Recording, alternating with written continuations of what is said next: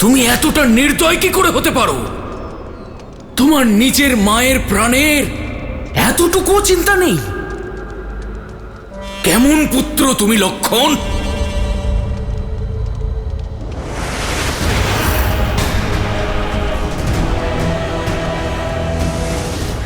লক্ষণ!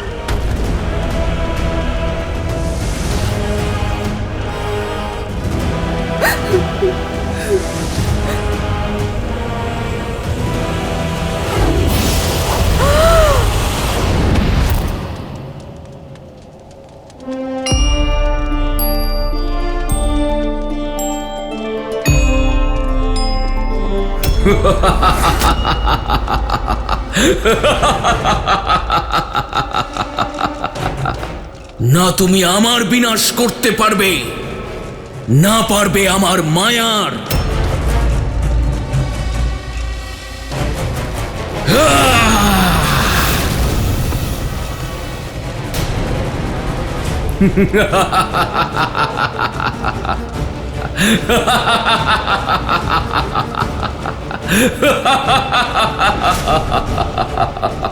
তোমার বিনাশ আমার হাতে হবে রাম। আমার মায়ের হত্যার প্রতিশোধ নেব আমি। এখনো সময় আছে, পরাজয় স্বীকার করো। এই যজ্ঞ ভঙ্গ করেই ছাড়বো আমি।